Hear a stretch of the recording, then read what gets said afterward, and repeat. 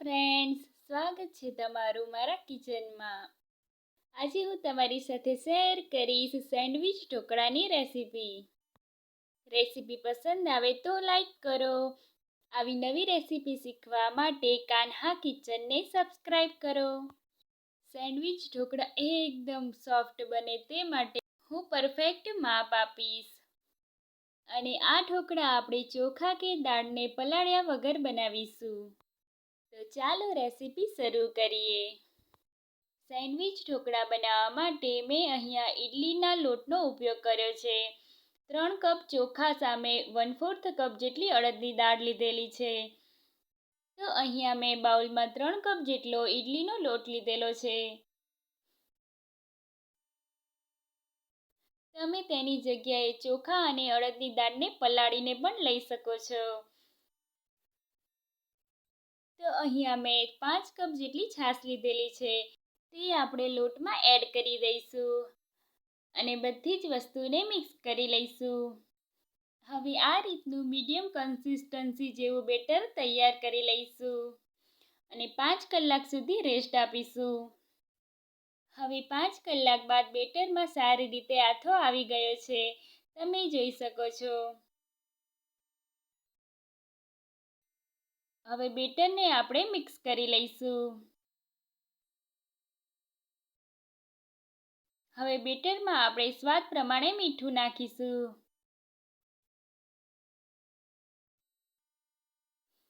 હવે બધી જ વસ્તુને મિક્સ કરી લઈશું.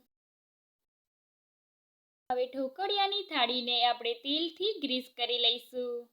હવે સેન્ડવિચ ઢોકળાનું પહેલું લેયર બનાવવા માટે હવે બેટરમાંથી 1/2 વાટકી જેટલું બેટર બાઉલમાં લઈ લઈશું.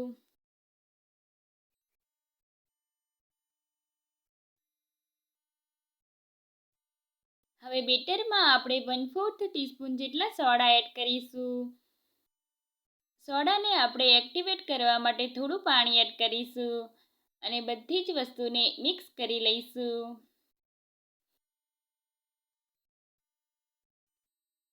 હવે ઓઇલથી ગ્રીસ કરેલી થાળીમાં આપણે તેને સ્પ્રેડ કરી દઈશું.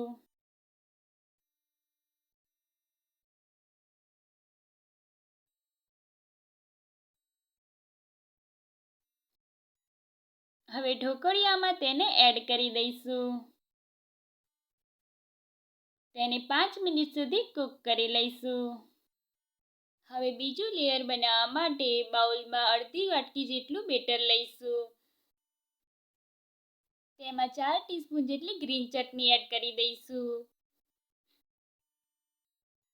અહીંયા આપણે ચટણીને સ્ટ્રોંગ જ રાખવાની છે, જેથી ઢોકળાનો સ્વાદ એકદમ સરસ આવે.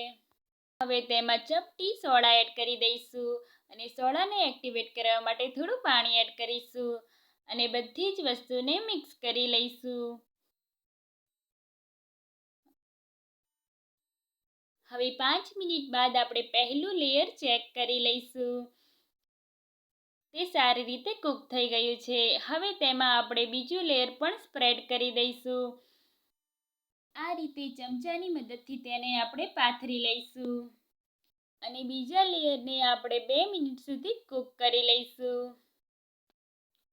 હવે 2 મિનિટ બાદ આપણે બીજા લેયરને ચેક કરી લઈશું. તો આપણું બીજું લેયર પણ થઈ ગયું છે. હવે ત્રીજા લેયર માટે પણ આપણે 1/2 વાટકી જેટલું બેટર લઈશું અને તેમાં પણ આપણે સોડા એડ કરી દઈશું અને બીજા લેયર ઉપર આપણે તેને સ્પ્રેડ કરી દઈશું.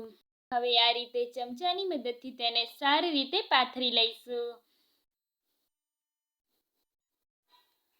હવે તેની ઉપર આપણે મરી પાવડર સ્પ્રિંકલ કરી દઈશું.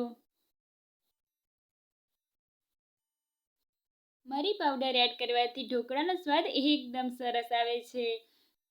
હવે ઢોકળાને આપણે 10 મિનિટ સુધી કૂક કરી લઈશું. તો હવે 10 મિનિટ થઈ ગઈ છે. હવે ચપ્પાની મદદથી ચેક કરી લઈશું. ઢોકળા આપણા સારી રીતે કૂક થઈ ગયા છે. હવે વઘાર માટે 2 ટીસ્પૂન જેટલું તેલ લઈશું. તેમાં 1 ટીસ્પૂન જેટલી રાઈ એડ કરીશું. સાથે 1 ટીસ્પૂન જેટલા તલ, 1 તીખું મરચું અને થોડા લીમડાના પાન એડ કરી દઈશું. હવે વઘારને આપણે ઢોકળામાં એડ કરી દઈશું.